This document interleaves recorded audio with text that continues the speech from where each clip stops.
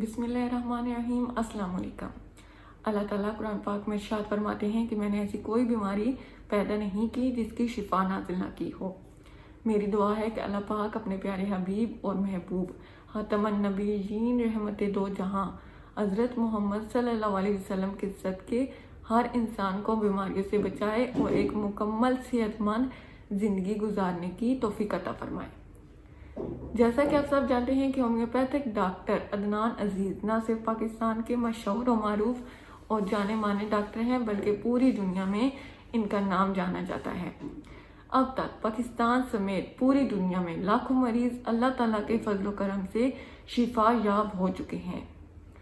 Doctor Adnan अजीज से शिफा याब होने वाले मरीजों के केसेस को डिस्कस करने की एक सीरीज शुरू की गई है ताकि इनको सुनकर होम्योपैथिक डॉक्टर्स और होम्योपैथिक स्टूडेंट्स डॉक्टर अदनान अजीज की होम्योपैथिक सिंगल रेमेडी को समझ सकें और इल्मी लिहाज से प्रैक्टिकल होम्योपैथिक सिंगल रेमेडी से फायदा उठा सकें।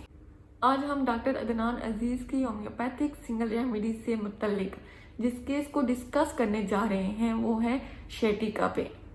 एक दफा एक मरीजा उनके पास आई, उम्र 42 साल, जिसम मोटापे की तरफ माइल, दाएं साइड का शेटिका था।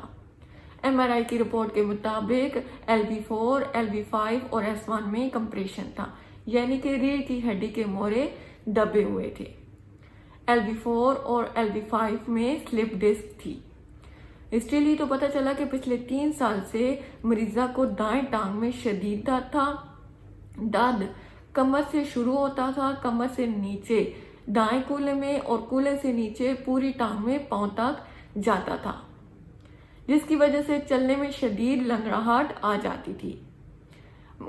इसके अलावा गुज़िश्ता 4 सालों से मरीजा को शुगर की भी शिकायत थी, जिसके लिए मरीजा सुबह शाम इंसुलिन लगाती थी। ब्लड प्रेशर हाई रहता था, मरीजा सुबह शाम गोली खाती थी।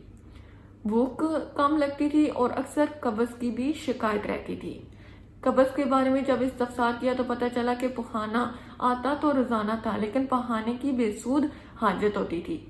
इस तरह की अलामत कब्ज में तो शुमार नहीं होती, क्योंकि कब्ज का मतलब है कि कम से कम 3 से 4 रोज तक पखाना ना आए, जबकि पखाने की बेसूद हाजत का मतलब है कि मरीजा को पखाना आता तो था लेकिन खुलकर नहीं आता था, बल्कि बार बार पखाने की नामुकम्मल हाजत होती थी और दर्द में सुबह सुबह शिद्दत आ जाती थी।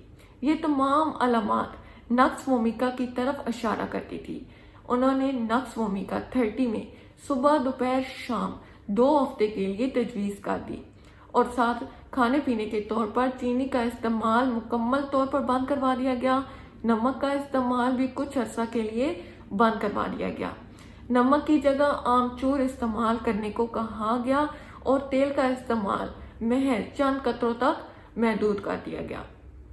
2 हफ्ते बाद जब मरीजा वापस आई तो टांग और कमर का दर्द कम हो चुका था, लंगड़ाहट में वाज़ह कमी थी, ब्लड प्रेशर नॉर्मल था और इन 15 दिनों में सिर्फ 3 दिन इंसुलिन का इस्तेमाल किया गया, क्योंकि शुगर 150 से ऊपर गई ही नहीं और पखाने की बेसूद हाजत में भी बेहतरी थी।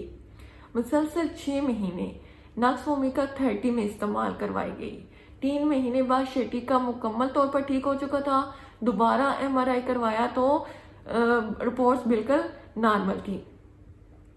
मजीद 1 महीने बाद ब्लड प्रेशर भी मुकम्मल नॉर्मल हो चुका था और मरीजा गोली नहीं खाती थी। मजीद 2 महीने बाद इंसुलिन मुकम्मल तौर पर बंद हो चुकी थी और शुगर की बीमारी खत्म हो चुकी थी।